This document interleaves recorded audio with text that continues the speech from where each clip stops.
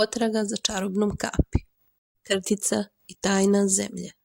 Na kretičnjak veliki stigli su uz smeh.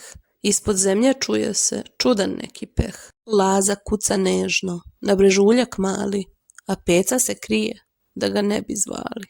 Javi im se krtica sa lica svog dna. Šta tražite ovde kad je sredina dana? Laza reče, rosu sreće, trag sporosti njoj vodi. Znaš li kuda dalje u toj našoj zgodi? Krtica im dade zagonetku novu, pa im reče, kap ne voli da stoji na krovu.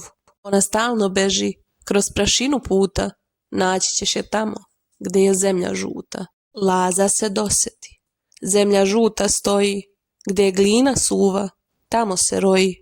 Puž peca reče, znam gde rosa juri, jer putnik strpljiv nikada ne žuri.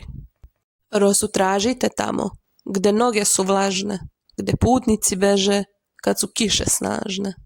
Krenuše ka putu, gde je glina siva, da nađu tu rosu što se u njoj skriva.